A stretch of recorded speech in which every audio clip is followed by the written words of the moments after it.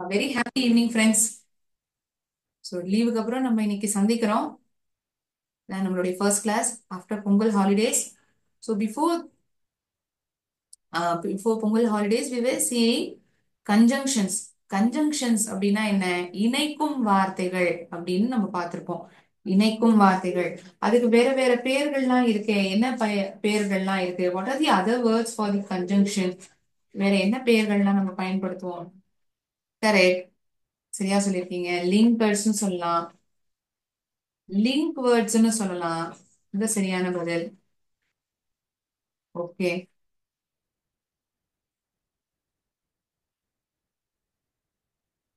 Conjunctions are those words that connect two sentences. இரண்டு வாக்கியங்களை இணைக்கிறது. ஸோ நம்ம இந்த கோஆர்டினேட்டிங் கன்ஜங்ஷன்ஸ் இருக்கக்கூடிய வாக்கியங்களை பார்த்திருப்போம். இரண்டு தனிப்பட்ட வாக்கியங்கள், இரண்டு இரண்டு தனிப்பட்ட வாக்கியங்கள், அதை நம்ம ஒன்றிணைக்கிறோம். எப்படி? இந்த கன்ஜங்ஷனை நம்ம உபயோகிக்கிறதுனால அதை நம்ம ஒன்றிணைக்கிறோம். ஸோ கோஆர்டினேட்டிங் கன்ஜங்ஷன்ஸ்லாம் என்னன்னு சொன்னேன். ஃபேன் பாய்ஸ், இதை கியூவோட ஞாபகம் வச்சுக்கோங்கன்னு சொல்லியிருப்பேன். கரெக்டா? ஃபார், அண்ட், நார், பட், ஆர், எட், சோ, இதுதான் இந்த கோஆர்டினேட்டிங் கன்ஜங்ஷன்ஸ். ஸோ ஒரு குவிக் எக்ஸாம்பிள் கொடுக்க முடியுமா மேம்? கண்டிப்பா பார்க்கலாம். ஐ லைக் பிஸ்கெட்ஸ், எனக்கு பிஸ்கெட்ஸ் பிடிக்கும்.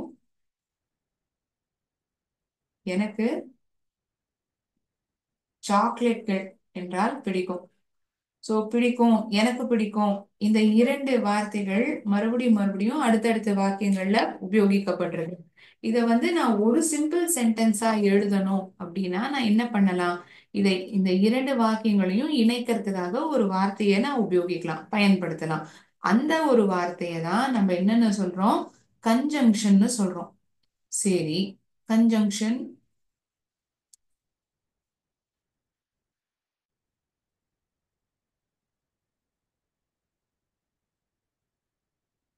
கன்ஜங்ஷன் சொல்றோம். ஓகே. அதை ஏன் மேம் இந்த இடத்துல நீங்க கோஆர்டினேட்டிங் கன்ஜங்ஷன்ஸ் தான் உபயோகிக்கணும்னு சொல்றீங்க? இங்க கோஆர்டினேட்டிங் கன்ஜங்ஷன்ஸ் ஏங்க நான் எழுதியிருக்கிறதுனால கோஆர்டினேட்டிங் கன்ஜங்ஷன்ஸா அதனாலதான் நம்ம இங்க உபயோகிக்கிறோமா? கிடையாது. ஏன்னா எனக்கு பிடிக்கும்ங்கிறது பொதுவான விஷயம். ரெண்டு விஷயங்கள் எனக்கு பிடிச்சிருக்கு, அதை நான் இணைக்கிறேன். சரியா? You're going to join two sentences wherein you are going to mention what are the two things that you are liking. ரெண்டு விஷயங்கள் பிடிச்சிருக்கு, அந்த ரெண்டு விஷயங்கள் என்னங்கிறத நீங்க ஒரே வாக்கியமா இணைச்சு சொல்ல போறீங்க. அந்த ஒரே வாக்கியமா சொல்றதுனால அதுவும் ரெண்டுமே சம அளவுல முக்கியத்துவமுடன் இருக்கக்கூடிய வாக்கியங்களா இருக்கு. எனக்கு பிடிக்கும் ஒரு சென்டென்ஸ் இன்னொரு சென்டென்ஸை சார்ந்து இருக்கா? இந்த சாக்லேட் மென்ஷன் பண்ணிருக்கக்கூடிய இந்த இரண்டாவது வாக்கியம் ஐ லைக் சாக்லேட்ஸ்ங்கிறது இந்த ஃபர்ஸ்ட் சென்டென்ஸ் மேல டிபெண்ட் ஆயிருக்கா? இது சொன்னாலும் சொல்லாட்டியும் எனக்கு சாக்லேட்கள் பிடிக்கும், இது மீனிங்ஃபுல் சென்டென்ஸா தானே இருக்கு. இது ஒரு இண்டிபெண்டன்ட் கிளாஸ், மற்றொரு வாக்கியத்தின் மீது சார்ந்து இல்லை, இல்லையா? It is independently giving meaning by itself instead of depending upon the other sentence. Same way with this first sentence as well. So இந்த இரண்டு வாக்கியங்கள் தனித்துவமாகவே முழு அர்த்தத்தை கொடுக்கக்கூடிய வாக்கியங்களை நான் ஒரே வாக்கியமாக இணைக்கிறேன். ஒரே வாக்கியமாக எப்படி என்னால இணைக்க முடியுது? அதுக்கு இடையில பயன்படுத்தக்கூடிய conjunction. So if at all two sentences are of equal importance, இந்த ஈக்குவல் இம்பார்ட்டன்ஸ்ங்கிறது தான் இங்க முக்கியமான விஷயமே. அதனாலதான் நம்ம இங்க கோஆர்டினேட்டிங் கன்ஜங்ஷனை உபயோகிக்கிறோம்னு நான் சொல்றேன். சமமான முக்கியத்துவம், சம முக்கியத்துவமுடன் இருக்கக்கூடிய வாக்கியங்களாக இரண்டு வாக்கியங்களுமே இருக்கிறது என்றால் அந்த நேரத்தில் நாம் கோஆர்டினேட்டிங் கன்ஜங்ஷன் பயன்படுத்துவோம். ஒண்ணு மட்டும் இல்லாம இன்னொன்னும் பிடிக்கும், இன்னொன்னும் பிடிக்குங்கிறதுனால இந்த சென்டென்ஸை ஒரே ஒரு சிம்பிள் சென்டென்ஸா எப்படி சொல்லலாம்? I like chocolates and sorry, I wrote it in the other order. முதல்ல நம்ம பிஸ்கெட்டை பத்தி தானே சொன்னோம். I should have mentioned it first. அப்படி எழுதினாலும் ஒன்றும் இல்லை, ஆனா நான் இங்க முதல்ல எழுதிக்கக்கூடிய வாக்கியத்துல பிஸ்கெட்டை பத்தி தான் மென்ஷன் பண்ணிருக்கேன். ஐ லைக் பிஸ்கெட்ஸ் மற்றும் எனக்கு பிஸ்கெட்ஸ் மற்றும் சாக்லேட்டுகள் பிடிக்கும். அண்ட் அதனாலதான் இங்க இந்த கோஆர்டினேட்டிங் கன்ஜங்ஷன் சொல்றோம். கோஆர்டினேட்னா என்ன? ஒருத்தருக்கு ஒருத்தர் ஒத்துழைக்கிறது. It is combining two sentences, not only two sentences are of equal importance. சம முக்கியத்துவமுடன் இருக்கக்கூடிய வாக்கியங்கள் அதை இணைக்கிறதுனால இதை நம்ம கோஆர்டினேட்டிங் கன்ஜங்ஷன்ஸ் சொல்றோம். ஸோ இதுக்கு சம்பந்தப்பட்ட அண்ட்ங்கிற ஒரு கன்ஜங்ஷனுக்கு உதாரணத்தை பார்த்தோம். இந்த இரு சென்டென்சஸை இணைக்கிறதுக்கு நான் இதை பயன்படுத்தினேன். இதுல வந்து அடுத்த ஒரு கன்ஜங்ஷன் இருக்கு, அடுத்த ஒரு விதமான கன்ஜங்ஷன் இருக்கு. அது என்ன விதமான கன்ஜங்ஷன்னா சப்பார்டினேட்டிங் கன்ஜங்ஷன். ஒரு சென்டென்ஸ் இன்னொரு சென்டென்ஸ சார்ந்து இருக்கு. One sentence is dependent upon another sentence, whereas the sentence which is dependent upon the another sentence will not give a complete meaning. எந்த ஒரு வாக்கியம் இன்னொரு வாக்கியத்தை சார்ந்து இருக்கோ அது முழுமையான அர்த்தத்தை கொடுக்காது. அந்த முழுமையான அர்த்தத்தை கொடுக்கக்கூடிய வாக்கியம் இருக்கு பாத்தீங்களா, அது இருந்தாதான் இந்த ஃபர்ஸ்ட் சென்டென்ஸுக்கே அர்த்தம் கிடைக்கும். அது எப்படி மேம் சொல்றீங்க? எனக்கு ஒண்ணுமே புரியல. புரிய வைக்கிறேன், ஒரு நிமிஷம். One sentence is dependent upon other sentence. So இங்க கோஆர்டினேட்டிங் கன்ஜங்ஷன்ல என்ன ஆச்சு? ரெண்டு இண்டிபெண்டன்ட் சென்டென்ஸ், இரண்டு சம முக்கியத்துடன் இருக்கக்கூடிய வாக்கியங்களாக இருந்தது. ஆனா இங்க என்ன ஆகுதுன்னா ஒரு சென்டென்ஸ் வந்து டிபெண்டன்ட், ஒரு சென்டென்ஸ் வந்து சார்ந்து இருக்கு டிபெண்டன்ட், இன்னொன்னு இண்டிபெண்டன்ட் முழுமையான அர்த்தத்தை அது தானாவே கொடுக்குது. அந்த இன்னொரு சென்டென்ஸ் வந்து தேவைப்படலை இதுக்கு, அதனால இது independent. You call a person as independent when he or she is not dependent on the another person. இன்னொரு நபரை சார்ந்து இல்ல அப்படின்னா அந்த நபரை நம்ம இண்டிபெண்டன்ட் பர்சன் கூப்பிடுவோம். இப்ப நம்ம எல்லாம் படிக்கிற காலத்துல நம்ம அம்மா அப்பாவை சார்ந்து இருப்போம். soon after we grew big, when we are on our own legs, நம்ம வந்து சம்பாதிக்கிற காலத்துலனா அப்போ நம்ம வந்து தனித்துவமான ஒரு முடிவு எடுக்கக்கூடிய ஒரு சுச்சுவேஷன்லயும் நம்ம இருப்போம். அந்த மெச்சூரிட்டி வந்திருப்போம் நமக்கு. நம்ம வந்து ஒரு இண்டிபெண்டான பர்சனா இருப்போம். We are dependent, not completely. I will not say completely that we are not dependent on our parents, but still after certain age we are quite independent. நம்மளாலே சில வேலைகளை செய்ய முடியும். இதே இந்த இடத்துல சொல்றேன், இந்த சபார்டினேட்டிங் கன்ஜங்ஷன்ஸும் ரெண்டு வாக்கியங்கள் இருக்கு. ஒன்னு டிபெண்டன்ட், அதாவது ஒரு வாக்கியம் இன்னொரு வாக்கியத்தை சார்ந்து இருக்கு. இன்னொரு வாக்கியம் நான் சொன்னேன் இல்லையா, அது வந்து தனித்துவமான அதாவது முழுமையான அர்த்தத்தையே கொடுக்குறது. இன்னொரு வாக்கியம் வேணும்பா அப்படிங்கிற நிலையில அது இல்லை. சரி, இதை வந்து நம்ம ஒரு விளையாட்டா நம்ம கத்துக்கலாமா? Shall we learn it in a playful manner? Okay, we'll see it. So இந்த இண்டிபெண்டன்ட் கிளாஸ் அப்படின்னா நீங்க என்ன சொன்னீங்க மேம்? குரூப் ஆஃப் வேர்ட்ஸ், கோர்வைகளான வார்த்தைகள். இந்த கோர்வைகளான வார்த்தைகள்ல சப்ஜெக்டும் இருக்கும், வேர்பும் இருக்கும், முழுமையான அர்த்தத்தையும் கொடுக்கும். கரெக்டா? இதுதான் independent class.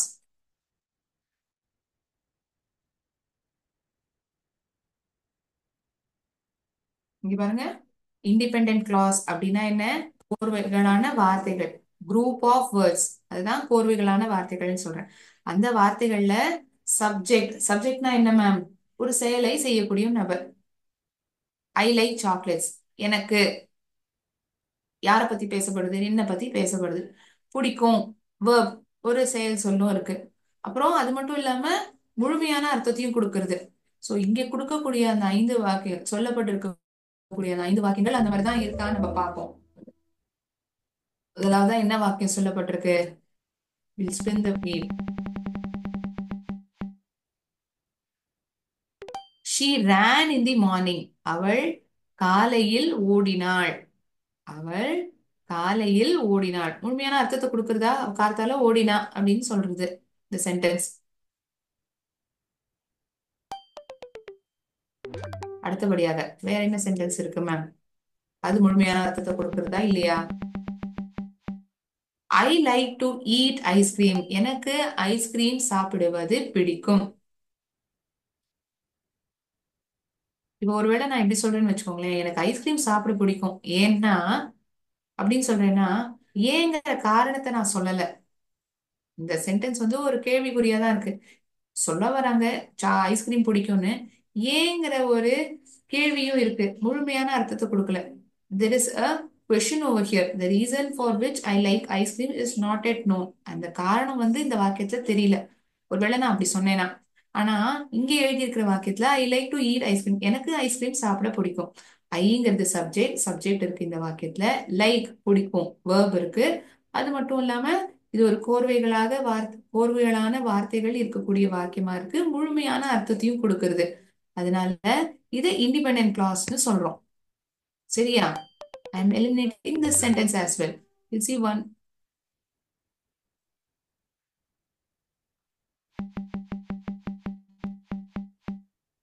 He works hard. அவன் கடினமாக உழைக்கிறான். அவன் யார் உழைக்கிறா? அவன் உழைக்கிறான். அவன்கிறது he ப்ரோனவுன் உபயோகிக்கப்பட்டிருக்கு. ஒர்க்ஸ் வந்து என்ன? உழைக்கிறது. எப்படி உழைக்கிறான்? அதுதான் ஹார்ட். அது எனக்கு தேவையில்லை. இப்படி எனக்கு வந்து முழுமையான அர்த்தத்தை கொடுக்கணும், சப்ஜெக்டும் இருக்கணும், வேர்பும் இருக்கணும், இன்னொரு சென்டென்ஸை சார்ந்தும் இருக்கக்கூடாது. அப்படி இருந்ததுன்னா அது இண்டிபெண்டன்ட் கிளாஸ்னு நான் சொல்லிடுவேன். ஹீ ஒர்க்ஸ் ஹார்ட் அதுவுமே இண்டிபெண்டன்ட் சென்டென்ஸா, இண்டிபெண்டன்ட் கிளாஸா? ஆமா, அதுவுமே இண்டிபெண்டன்ட் கிளாஸா அது இருக்கக்கூடிய வாக்கியம் தான். ஒரே ஒரு சென்டென்ஸ் தான், அதையே மேம் சுத்துறது. என்ன சென்டென்ஸ் பாது? they went home. அவங்க வீட்டுக்கு போனாங்க. வீட்டுக்கு போனாங்க. அவங்க pronoun again. அவர்கள் சென்றார்கள். went சப்ஜெக்ட் இருக்கு, verb இருக்கு, முழுமையான அர்த்தத்தை கொடுக்கிறது. அதனால இதை என்னன்னு சொல்லுவோம்? இண்டிபெண்டன்ட் கிளாஸ்னு சொல்லுவோம். இப்ப நம்ம ரெண்டாவது விதமான கன்ஜங்ஷனை கத்துக்கிறோம். அதுதான் சபார்டினேட்டிங் கன்ஜங்ஷன்ஸ். அந்த சபார்டினேட்டிங் கன்ஜங்ஷன்ஸ்ல இண்டிபெண்டன்ட் கிளாஸ்னா என்ன மாதிரி இருக்கும், எப்படி இருக்குங்கிறதுக்கான சில வார்த்தைகள், ஐம் சோ சாரி, சில வாக்கியங்களை தான் உதாரணமா பார்த்துட்டு இருக்கோம். So we have seen 3 to 4 sentences, right? So இந்த 4 வாக்கியங்களையும் பார்த்திருப்பீங்க. இது எல்லாமே முழுமையான அர்த்தத்தை கொடுக்குது, சப்ஜெக்டும் வேர்பும் இருக்கு. So in simple terms, group of words having subject and verb and giving a complete meaning. If it is so, then it is a independent clause. அப்படி இருந்ததுன்னா அது independent clause. ஒருவேளை இப்படி இருக்கு, ஒரு சென்டென்ஸை சார்ந்து இருக்கு, முழுமையான அர்த்தத்தை கொடுக்கல, அந்த மாதிரியான சென்டென்சஸ் எப்படி இருக்கும் மேம்? அதுக்கு என்ன வார்த்தைகள்லாம் இடையில நம்ம பயன்படுத்துவோம்?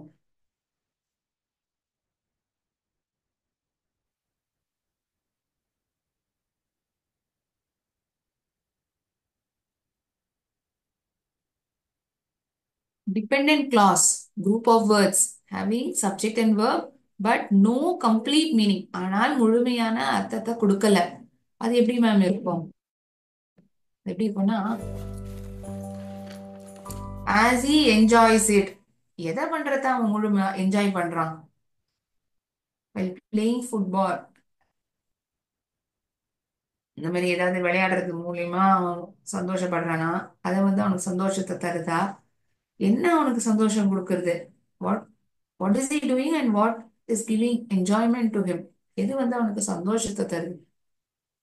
இதுவுமே டிபெண்டன்ட் கிளாஸ், ஏன்னா முழுமையான அர்த்தத்தை கொடுக்கல. இங்க பார்த்தோம்னா இங்க ஆஸ், அதனால், அந்த மாதிரி அர்த்தத்தை கொடுக்கறக்கூடிய வார்த்தையாக இருக்கு.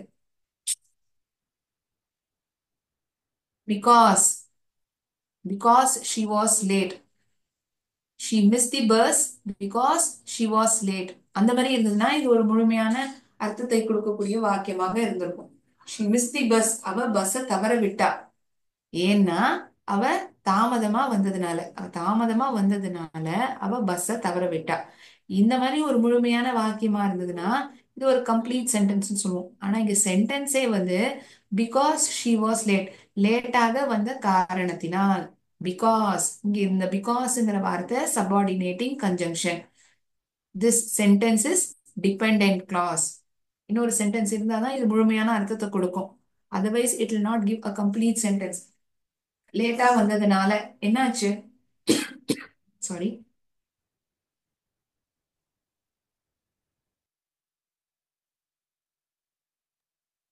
அவள் தாமதமாக வந்த காரணத்தினால், because she was late. When I reach home, நான் வீட்டுக்கு போய் சேரும்பொழுது, when I reach home, it will be 5 when I reach home. It will be 5 o'clock. 5 மணி ஆயிருக்கும். It will be 5 o'clock. When I reach home, when I reach home, my parents would have come from office. நான் வீட்டுக்கு போய் சேரும் பொழுது என்னுடைய பெற்றோர்கள் ஆபீஸில் இருந்து வந்திருப்பார்கள். இந்த இரு சென்டென்சஸ் நான் உங்களுக்கு உதாரணமா கொடுக்குறேன். ஒருவேளை நான் when I reach home இந்த சென்டென்ஸ் வந்து ஆரம்பத்துல எழுதுறேன்னு வச்சுக்கோங்களேன்.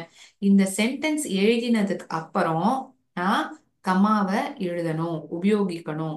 அதாவது டிபெண்டன்ட் கிளாஸ் ஆக இருக்கக்கூடிய வாக்கியம் ஆரம்பத்தில் இருக்கிறதுனா அதுக்கப்புறம் நம்ம கமாவை உபயோகிப்போம். சோ இங்க வென்னுங்கிற வார்த்தை ஒரு subordinating conjunction. If you have to succeed in life, நீங்க வாழ்க்கையில வந்து வெற்றி பெறணும் அப்படின்னு நினைச்சீங்கன்னா, ஆசைப்பட்டீங்கன்னா, if you have to succeed in life, வாழ்க்கையில வந்து நீங்க வெற்றி பெறணும்னு நினைச்சீங்கன்னா நீங்க கடினமா உழைக்கணும். You have to work hard. அந்த you have to work hard, நான் இந்த உதாரணத்துக்கு ஒரு சென்டென்ஸ் சொல்றேன் இல்லையா, அது இண்டிபெண்டன்ட் கிளாஸ்.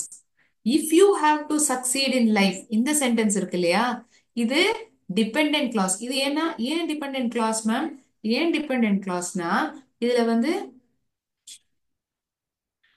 முழுமையான அர்த்தத்தை கொடுக்கக்கூடிய வாக்கியமாக இது இல்லை.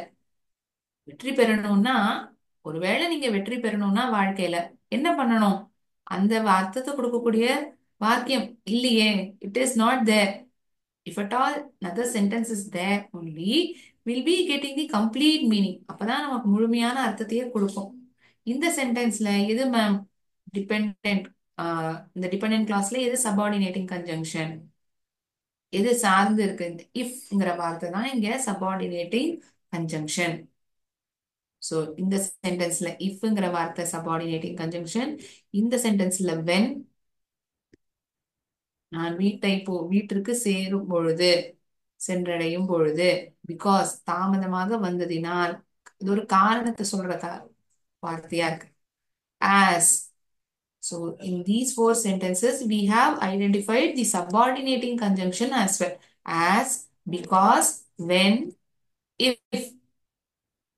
இந்த சென்டென்ஸ் வந்து இந்த 4 வாக்கியங்களுமே முழுமையான அர்த்தத்தை கொடுக்கல. இன்னொரு சென்டென்ஸ் தேவைப்படுது. But all the dependent clause in the beginning is in the beginning of the sentence. We place a comma soon after it. அது முடிஞ்சதுக்கு அப்புறம் நம்ம ஒரு கமாவை பிளேஸ் பண்ணுவோம். சரி, இப்ப இந்த டிபெண்டன்ட் கிளாஸையும் சொல்லிட்டீங்க, இண்டிபெண்டன்ட் கிளாஸையும் சொல்லிட்டீங்க. இது இரண்டுமே சேர்ந்து இருக்கக்கூடிய வாக்கியம். இப்ப டிபெண்டன்ட் கிளாஸும் இருக்கு, இண்டிபெண்டன்ட் கிளாஸும் இருக்குன்னா அது எப்படி மேம் இருக்கும்? அதையும் பார்த்துடலாமா?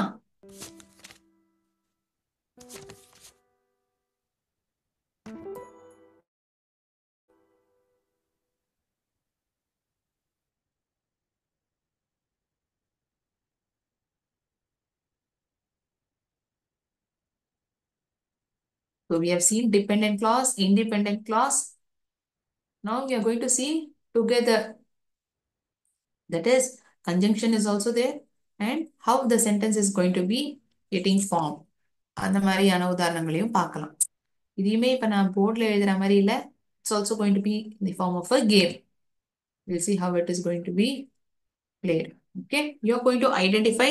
உங்களுக்கு அர்த்தம் புரிஞ்சுது அப்படின்னா அந்த இடத்துல எந்த கன்ஜங்ஷன் உபயோகிக்கணுங்கிறது தெரிஞ்சிடும். பார்த்து சொல்லுங்க. So subordinating conjunctions, they combine an independent and dependent clause. முழுமையான அர்த்தத்தை கொடுக்கக்கூடிய வாக்கியத்தையும் சார்ந்து இருக்கக்கூடிய வாக்கியத்தையும் இந்த சபார்டினேட்டிங் கன்ஜங்ஷன் ஆனது இணைக்கிறது. அதனாலதான் இதை சபார்டினேட்டிங் கன்ஜங்ஷன்ஸ் அப்படின்னு சொல்றோம். ஓகே மேம், புரிஞ்சிடுது. Dash you had left, I got a call from Bharat. நீ கிளம்பி போனதுக்கு அப்புறம் எனக்கு பரத்கிட்டேந்து ஒரு கால் வந்தது. முதல் சென்டென்ஸ் என்ன? Dash you had left. நீ கிளம்பி போனதுக்கு அப்புறம். நீ கிளம்பி போனதுக்கு அப்புறம் அதை வந்து நம்ம இங்கிலீஷ்ல எப்படி சொல்லுவோம்?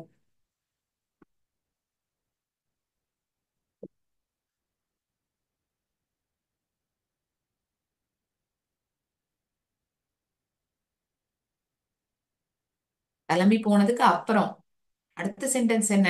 ஐ got a call from Bharat. இந்த I got a call from பரத்ங்கிற சென்டென்ஸ் முழுமையான அர்த்தத்தை கொடுக்கறதா இல்லாட்டி இன்னொரு சென்டென்சஸ் டிபெண்ட் ஆயிருக்க மாதிரி தோன்றுதா? அது எப்படி மேம் கண்டுபிடிக்க முடியும்? எப்படி கண்டுபிடிக்க முடியும்? சாரி, சப்ஜெக்ட் இருக்கணும், வேர்ப் இருக்கணும், முழுமையான அர்த்தத்தையும் கொடுக்கணும். இருக்கா? இருக்கே. ஐ சப்ஜெக்ட், காட் கிடைத்தது. என்ன கிடைத்தது? பரத்லேருந்து ஒரு ஃபோன் கால் வந்தது. முழுமையான அர்த்தத்தை கொடுக்குறது இந்த கோர்வைகளான வார்த்தைகள். ஆனா இந்த முதல் சென்டென்ஸ் பாத்தீங்கன்னா டேஷ் யூ ஹேட் லெஃப்ட், கிளம்பி போனதுக்கு அப்புறம் என்ன நடந்தது, என்ன ஆச்சு, இந்த கேள்வி வந்து உங்களுக்குள்ள எழும்பும் இல்லையா? சோ இந்த இடத்துல அந்த ஆல்தோ கிளம்பி இருந்தாலுமே, கிளம்பின வரைக்கும் அது வந்து அன்டில். கிளம்பி இருந்தாலுமே although you had left I got a call from Bharath, அது வந்து ஒரு மீனிங்ஃபுல் சென்டென்ஸா இருக்குமா? ஏன் மேம் மூணுமே வந்து சபார்டினேட்டிங் கன்ஜங்ஷன்ஸ் தான், ஏன் நான் ஆல்தோவை பயன்படுத்தக்கூடாது? Can someone say why I can't use in this sentence although? ஏன் ஆல்தோங்கிற வார்த்தையை இந்த இடத்துல பயன்படுத்த முடியாதுங்கிறது சொல்ல முடியுமா? முழுமையான அர்த்தத்தை கொடுக்கணும்னு தானே சொல்றோம். முழுமையான அர்த்தத்தை கொடுக்குமா இந்த ஆல்தோங்கிற வார்த்தையை இந்த இடத்துல சேர்த்தேன்னா? நீ கிளம்பி இருந்தாலுமே எனக்கு பரத்ல இருந்து கால் வந்தது, இது ஏதாவது மீனிங்ஃபுல் சென்டென்ஸா இருக்கா? ம்ஹும், கிடையாது. until you had left I got a call from Bharat, கிடையாது.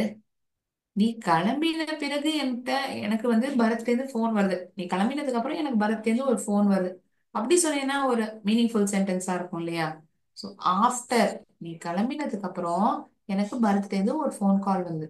இப்ப கவனிச்சீங்கன்னா இந்த ஆஃப்டர்ங்கிற வார்த்தையை நான் இங்க சேர்க்கிறேன்னா, அதாவது சபார்டினேட்டிங் கன்ஜங்ஷன் இங்க ஆரம்பத்துல எழுதப்பட்டிருக்கு. ஸோ அந்த சென்டென்ஸ் முடிவுல நம்ம கமாவை உபயோகிக்கிறோம். Please don't disturb me dash I am leaving, என்ன தயவு செஞ்சு தொந்தரவு பண்ணாத நான் கிளம்பிட்டு இருக்கும் பொழுது, என்ன தயவு செஞ்சு தொந்தரவு செய்யாத. இந்த சென்டென்ஸ் வந்து மீனிங்ஃபுல் சென்டென்ஸா இருக்கா? ப்ளீஸ் டோன்ட் டிஸ்டர்ப் மீ, தயவு செஞ்சு என்ன தொந்தரவு செய்யாத. இதுக்கு இன்னொரு வாக்கியம் தேவைப்படுதா? இல்லையே. என்ன தயவு செஞ்சு தொந்தரவு பண்ணாத, it's a meaningful sentence all by itself. Okay. Dash I am leaving, நான் கிளம்புறதுக்கு முன்னாடி, நான் கிளம்பும் பொழுது, கிளம்பி இருந்தாலுமே, கிளம்புறதுக்கு முன்பாக பிஃபோர், கிளம்பும் பொழுதுங்கிறது தான் வயல், WHILEங்கிற வார்த்தைக்கான அர்த்தம் அதுதான். ஆல்தோ, கிளம்பி இருந்தாலுமே, although. So in this sentence, which word is more suitable as a subordinating conjunction?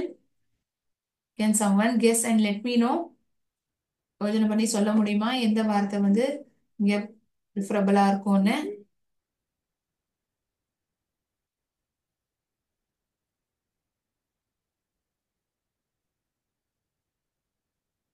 கண்டிப்பா சரியான பதில் தான். Please don't disturb me while I am leaving. லீவிங்னா கிளம்பும் பொழுது, நான் கிளம்பிட்டு இருக்கும் பொழுது என்ன தயவு செஞ்சு தொந்தரவு செய்யாதீங்க. இங்க பார்த்தோம்னா இங்க டிபெண்டன்ட் கிளாஸ் வந்து முதல்ல இல்ல, இண்டிபெண்டன்ட் கிளாஸ் தான் ஆரம்பத்துல இருக்கு. அது எப்படி மேம் சொல்றீங்க? பிளாங்க் வந்து செகண்ட் ஹாஃப் ஆஃப் த சென்டென்ஸ்ல இருக்கிறதுனாலயா?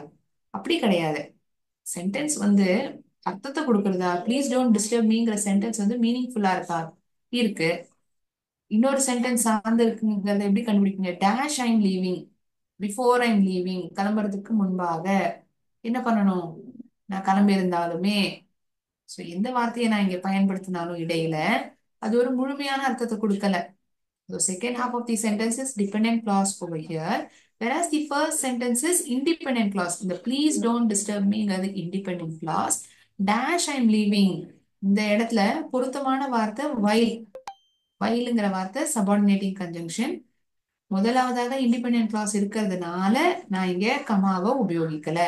ஆரம்பத்துல டிபெண்டன்ட் கிளாஸ் இருந்தாதான் அதை எழுதினதுக்கு அப்புறம் நான் கமாவை உபயோகிப்பேன். Dash you don't hurry we will be late, நீ அவசரமா கிளம்பலைன்னா நம்ம தாமதமா தான் போய் சேருவோம். ஒருவேளை நீ சீக்கிரமா, அதாவது அவசர அவசரமா நீ கிளம்பலைன்னா நம்ம தாமதமா தான் போய் சேருவோம். We will be late, we will be late.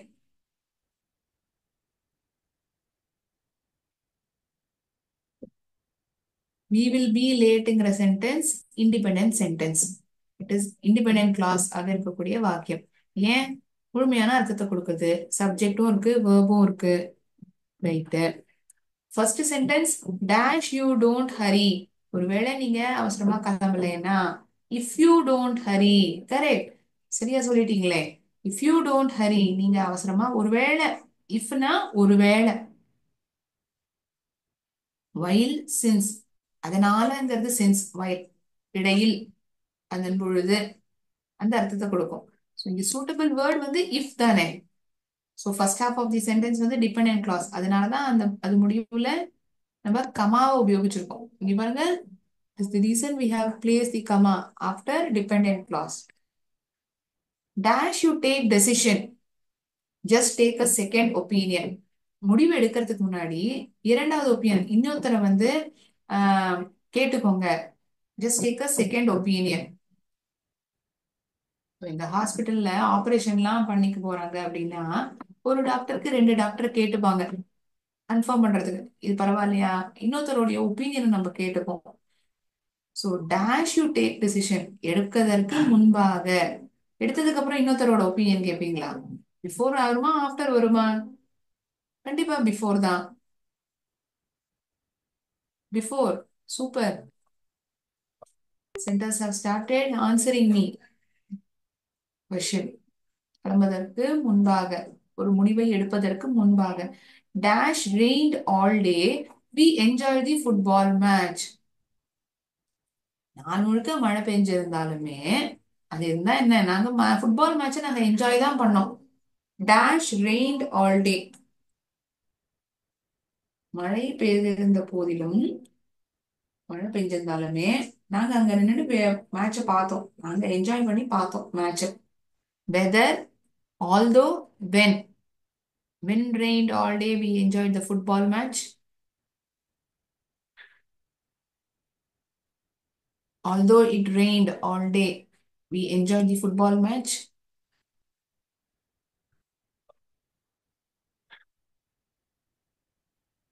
When it rained all day, மழை பெஞ்ச போது நாங்க மொத்த நாளுமே நாங்க வந்து முழுமையாவே இந்த ஃபுட்பால் மேட்சை என்ஜாய் பண்ணோம். அது வந்து கம்ப்ளீட் மீனிங் கொடுக்கக்கூடிய சென்டென்ஸ். முழுமையா அர்த்தத்தை கொடுக்கறதா? மழை பெஞ்சா என்ன, நாங்க அந்த மழையில இருந்துமே நாங்க ஃபுட்பால் மேட்சை நனைஞ்சுனே நாங்க ஃபுட்பால் மேட்சை என்ஜாய் பண்ணோம். இருந்தாலுமே, ஆல்தோங்கிறத இங்க சரியான பதில். இன்னொரு சென்டென்ஸ் சரியா கண்டுபிடிச்சிருக்கீங்க. ஆல்தோங்கிறதா பொருத்தமான வார்த்தை point. Dash, I'm sorry, dash she was late, the teacher didn't write her absent. அவ லேட்டா வந்திருந்தாலுமே டீச்சர் வந்து, ஆசிரியர் வந்து அவளை வந்து ஆப்சென்ட் மார்க் பண்ணல. பொதுவா நம்ம எல்லாம் லேட்டா வந்தோம்னா ஆப்சென்ட் மார்க் பண்ணிடுவாங்கல்ல ஸ்கூல்ல. ஆனா இந்த சுச்சுவேஷன்ல இந்த பொண்ணுக்கு, அவ லேட்டா தான் வரா. லேட்டா வந்திருந்தாலுமே டீச்சர் வந்து அவளை ஆப்சென்ட் மார்க் பண்ணல. இருந்தாலுமே, ஒருவேளை லேட்டா வந்திருந்தானா, இஃப்ங்கிற வார்த்தை என்ன அர்த்தத்தை தெரியுமா கொடுக்கும்? ஒருவேளை அவ வந்திருந்தானா, லேட்டா வந்திருந்தானா, டீச்சர் அவளை அப்சென்ட்னு மார்க் பண்ணியிருந்திருப்பாங்க. அந்த மாதிரி அர்த்தத்தை கொடுக்கணும். ஆனா இங்க அப்படி இல்லையே. Teacher didn't write her absent, அவளை ஆப்சென்ட்னு எழுதல.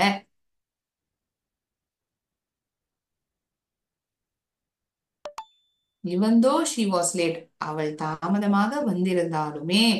even though the boy cried, dash he hurt his knee.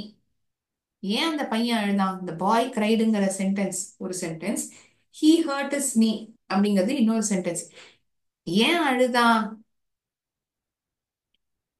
ஏன் அழுதாங்கிற காரணம் தான் ரெண்டாவது வாக்கியமா இருக்கு. அடிபட்டுனதுனால, தன் முட்டியில அடிபட்டுனதுனால அந்த பையன் அழுதான். Because he hurt his knee. Correct. எல்லா சென்டென்ஸ்லயுமே எந்த சபார்டினேட்டிங் கன்ஜங்ஷன் வரணுங்கிறத நீங்க ஐடென்டிஃபை பண்ணிட்டீங்க. ஸோ இன்னைக்கு கிளாஸ்ல நம்ம பார்த்தோம்னா, இண்டிபெண்டன்ட் கிளாஸாக இருக்கக்கூடிய வாக்கியங்கள் எப்படி இருக்கும், டிபெண்டன்ட் கிளாஸ் உடன் இருக்கக்கூடிய வாக்கியங்கள் எப்படி இருக்கும், அந்த சபார்டினேட்டிங் கன்ஜங்ஷனை பயன்படுத்தி இருக்கக்கூடிய வாக்கியமானது எப்படி எழுதப்பட்டிருக்குங்கிறத நீங்க ஐடென்டிஃபை பண்ணிட்டீங்க. சூப்பரா. இன்னைக்கு நல்லா தெரிஞ்சுட்டீங்களா? ஒரு கேமா, ஒரு விளையாட்டுத்தனமாவே நம்ம ஒரு கான்செப்டா புரிஞ்சுட்டோம். Has everyone understood it?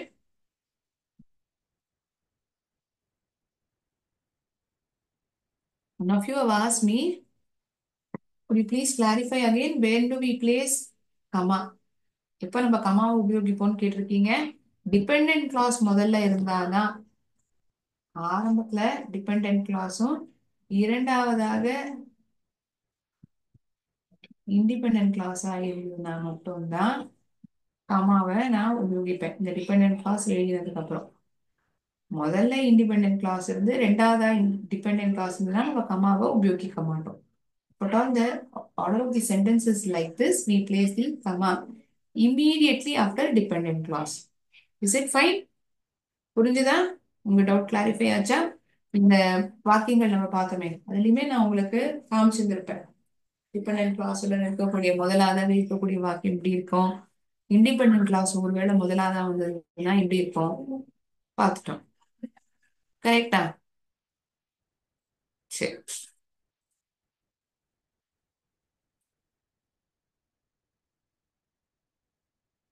So before I end the session, thought of sharing the inspirational story of this girl.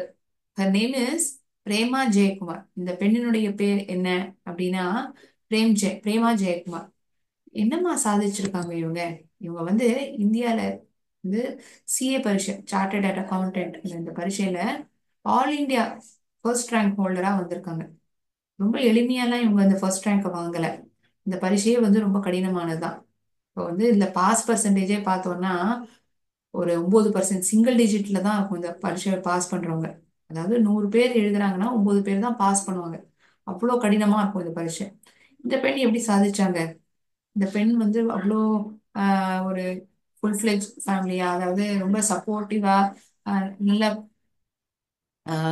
Well நல்ல ஒரு சம்பாதியத்துடன் இருக்கக்கூடிய குடும்பமானா கிடையாது. அப்பா வந்து ஆட்டோ டிரைவர். அப்பா வந்து ஆட்டோ டிரைவர்.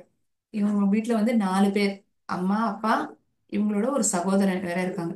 இவங்க இருந்த வீடு வேற 300 சதுரடி தான். மும்பைல தாராவிங்கிற இடத்துல தான் இந்த பெண் வளர்ந்துருக்காங்க.